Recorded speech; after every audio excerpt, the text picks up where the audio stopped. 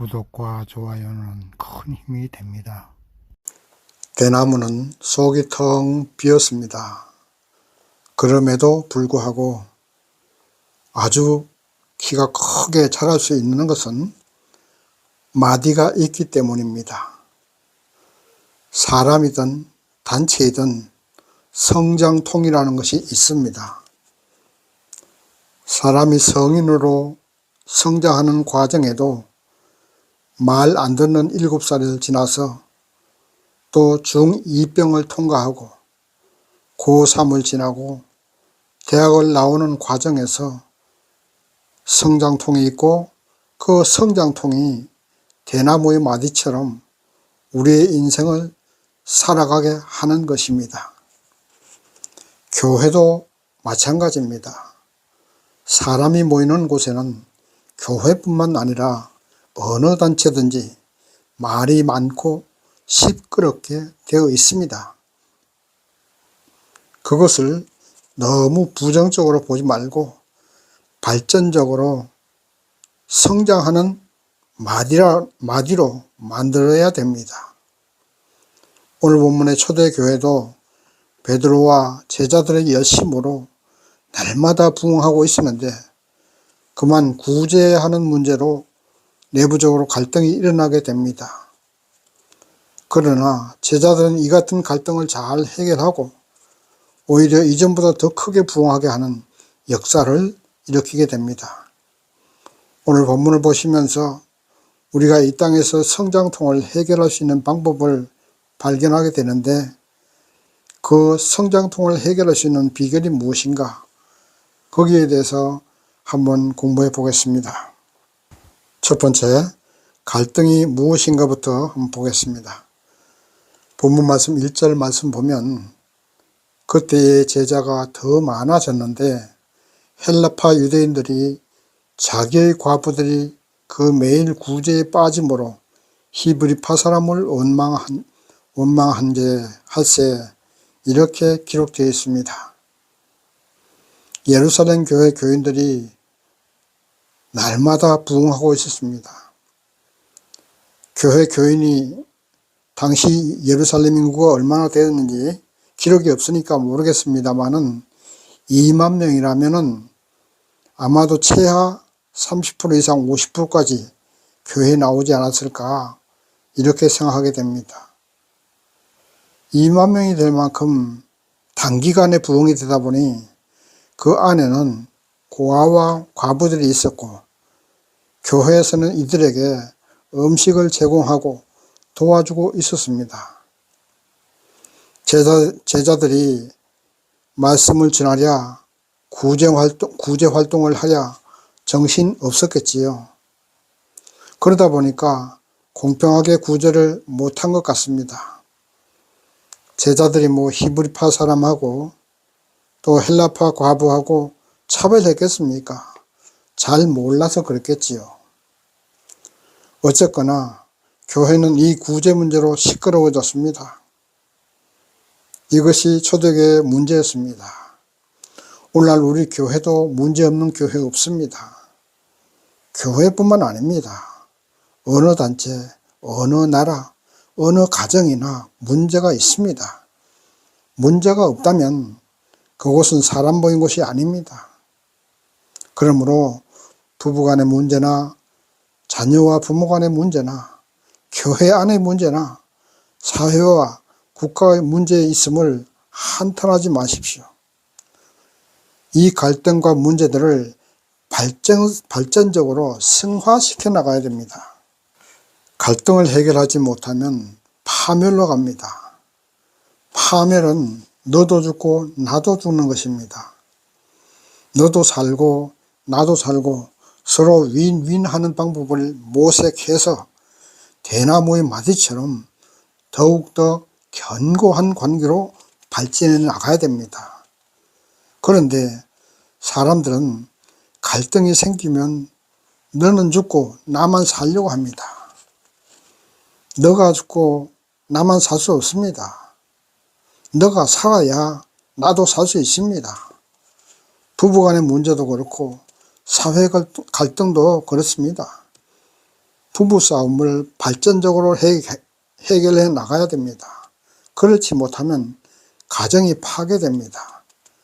가정 파괴는 자녀들의 인생이 파괴되고 또 더 나아가서는 사회가 파괴되고 국가가 파괴됩니다.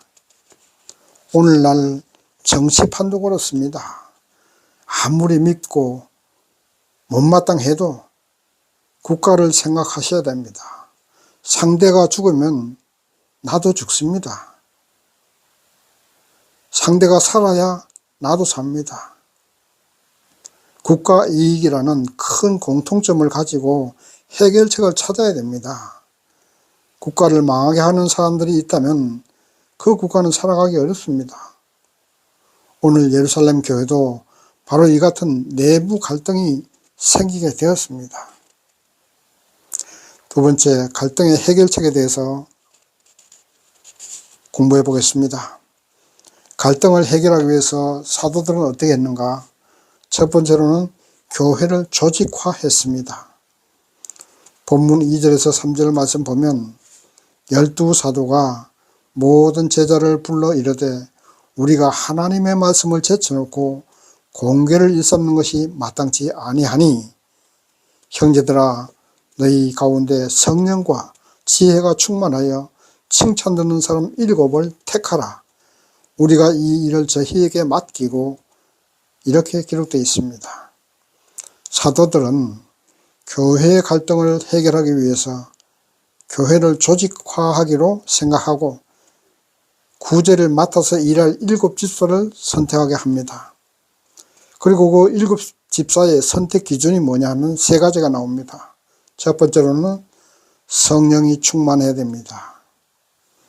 오늘날 교회에서는 집사님 선택 기준, 장로님 선택 기준 이것을 볼 때에 원어학교 출신이고 박사학위를 받았는가 또 헌금을 얼마나 하는가 이런 것을 봅니다. 목사님 초빙할 때도 마찬가지죠. 박사학위가 있는가 이런 것을 봅니다. 그러나 초대교회는 7집사 선택 기준으로 그런 것을 보지 않았습니다. 성령이 충만한가 그것을 보았습니다. 왜냐하면 성령이 충만하면 갈등이 있는 곳에는 그 충만한 성령으로 해결할 수 있기 때문입니다. 성령이 충만하다는 것은 인간의 감정, 인간적인 이해타산이 없는 하나님의 영의 지배를 받는 상태입니다. 하나님은 사랑이십니다. 사랑이 뜨거우면 모든 것이 해결됩니다. 성령이 충만한 것은 사랑이 충만한 것과도 일맥상통한 것입니다. 성령은 용광로와 같습니다. 용광로 속에 철광석을 넣고 가열하면 시뻘건 샘물이 나옵니다. 그 시뻘건 샘물로 여러 가지 제품을 만들어냅니다. 주물 공장에 가보시면 쇳덩어리를 다 모아가지고 다 녹입니다. 그리고 그 샘물로 새로운 제품을 만들어냅니다. 교회에서 봉사하는 분은 성령이 충만해서 모든 문제 있는 사람들을 끌어안고 새로운 사람으로 만들어내는 공장이 되어야 됩니다. 교회는 바로 공장이 되어야 됩니다.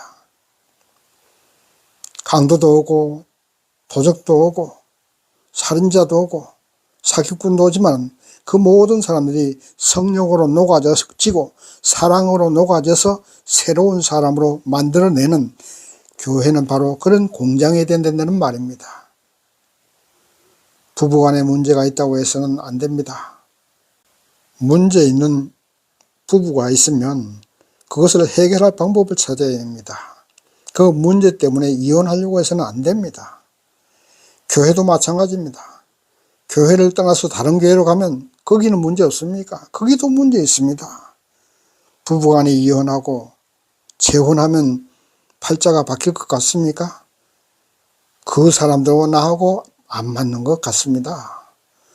성령의 지배를 받고 성령으로 충만하고 사랑으로 충만하면 모든 것이 용서되고 문제 해결됩니다. 새로운 부부 관계가 됩니다. 새로운 교회로 거듭납니다. 새로운 사람으로 만들어집니다. 그래서 성령은 용광로와 같습니다. 쇳물과 같습니다. 살인자도 강도도 사기꾼도 성령 충만 받으면 예수의 형상으로 바뀌어지는 역사가 일어납니다. 갈등을 해결할 수 있는 비결은 성령 충만밖에 없습니다. 그래서 초대교회는 7집사 자격 가운데 제일 먼저 성령이 충만해야 된다, 이렇게 말씀했던 것입니다. 초대교회에 말썽이 생기자 성령이 충만한 사람 7집사를 선택했습니다. 오늘날 교회에서 또 가정에서 내가 먼저 성령을 받아야 됩니다. 나는 문제 없으니 당신이 성령을 받아야 된다고 생각하거나 그렇게 말하지 마십시오. 내가 성령을 충만히 받고 용광로와 같은 사람으로 충만하면, 사랑으로 충만하면 나를 만나는 모든 사람이 나 때문에 녹아집니다. 나 때문에 변화되게 되어 있습니다. 오늘날 우리 국회의원들 가운데 기독교인이 많은데 그들 하나하나가 성령의 용광로가 되면은 그들 때문에 정치판이 바뀌게 됩니다. 성령이 충만하지 못하기 때문에 국가를 생각하지 않고 국민을 생각하지 않고 자기 당을 먼저 생각하고 자기가 국회의원 또 해먹을 그것만 생각하게 됩니다. 그래서 정치판이 바뀌지 않습니다. 오늘날 큰 교회 목사님들 청빙할 때 무엇을 봅니까? 박사학위가 있는가? 어느 대학을 나왔는가? 이런 것을 봅니다. 그것보다 더 중요한 것이 성령 충만한 사람인가를 보아야 됩니다. 부활한 예수를 만나본 사람인가? 기적을 체험해본 사람인가? 이런 것을 보아야 됩니다. 성령 충만하지 않고 목회학 박사가 무슨 소용이 있습니까? 성령 충만한 목사님이 교회에 청빙되면 그 교회가 변화되고 갈등이 해결되고 교회는 부흥되게 되는 것입니다. 그런 것 없어도 강남 요지에 자리 잡으면 사람들이 많이 모일지는 모르겠으나 과연 그렇게 모인 성도님들이 성령 충만하고 하나님을 기쁘시게 하고 사회와 국가를 변화시킬 수 있겠습니까? 오늘날 한국 교회가 대형교회가 많습니다. 그러나 그들이 과연 이 나라를 변화시키고 있습니까? 변화시키기는커녕 세상 사람들에게 욕이나 먹고 손가락질이나 당하고 있는 것이 오늘날 대형 교회들입니다. 다시 초대교회로 돌아가야 됩니다. 일본의 탄압 아래서도 성령 충만했던 우리나라 초대교회로 돌아가야 됩니다. 교회는 성령으로 조직되고 뜨거워지면 모든 문제는 해결됩니다. 초대교회의 갈등 해결은 성령 충만한 7집사를 선택함으로써 해결했습니다. 또한 7집사 선택 기준 두 번째는 뭡니까? 지혜가 충만해야 7집사 가운데 될 수가 있었습니다. 지혜가 무엇입니까? 지식을 바르게 사용하는 능력이, 그것이 바로 지혜입니다. 아무리 지식이 많고 또 그 지식을 바르게 사용하지 못하면 악인이 되고 악의 단체가 됩니다. 야고보서 1장 5절에 보면 너희 중에 누구든지 지혜가 부족하거든 모든 사람에게 후히 주시고 꾸짖지 아니하시는 하나님께 구하라. 그리하면 주신다고 했습니다. 하나님의 일을 하는 사람이나 믿음의 성도들은 지혜를 얻기 위해서 기도해야 됩니다. 문제가 있으면 하나님께 기도해야 됩니다. 문제를 해결할 수 있는 지혜 주시기를 간구하면 하나님이 주신다고 했습니다. 그러므로 문제가 있으면 문제를 회피하려고 하지 말고 이 문제를 잘 해결하면 하나의 성장 마디가 되어서 더 크게 성장하고 발전할 수 있는 계기가 됨으로써 하나님께 무릎 꿇고 기도해야 됩니다. 그래서 지혜를 얻어야 됩니다. 초대교회 7집사 선택 기준은 바로 성령 충만, 지혜 충만한 사람이었습니다. 지혜로 나의 입장을 떠나서 예수의 시선으로 바라보고 예수의 마음으로 생각해야 됩니다. 내가 살아있으면 나의 이익을 생각하고 나의 욕심을 생각하기 때문에 지혜가 나오지 않습니다. 예수님이라면 어떻게 하실까? 이것을 생각하십시오. 예수님이라면 어떻게 보실까를 생각해야 됩니다. 그리고 세상 모든 사람을 예수님으로 생각하고 바라보아야 됩니다. 원수도 예수님처럼 바라보고 나의 최대의 라이벌도 예수님처럼 바라보아야 됩니다. 그럴 때 주님께서 지혜를 주십니다. 그러한 생각과 시선으로 상대를 볼 때에 성경 말씀대로 지혜롭게 문제를 해결하고 더 크게 성장하고 더 크게 발전할 수 있는 계기를 마련할 수 있는 것입니다. 지혜로운 사람이 되려면 책을 많이 읽어야 됩니다. 소설도 좋고 과학기술책도 좋고 철학책도 좋고 여러 가지 방면의 책을 많이 읽어야 됩니다. 그래야 지혜로운 사람이 됩니다. 그 중에 가장 중요한 책이 성경책입니다. 성경을 많이 읽으십시오.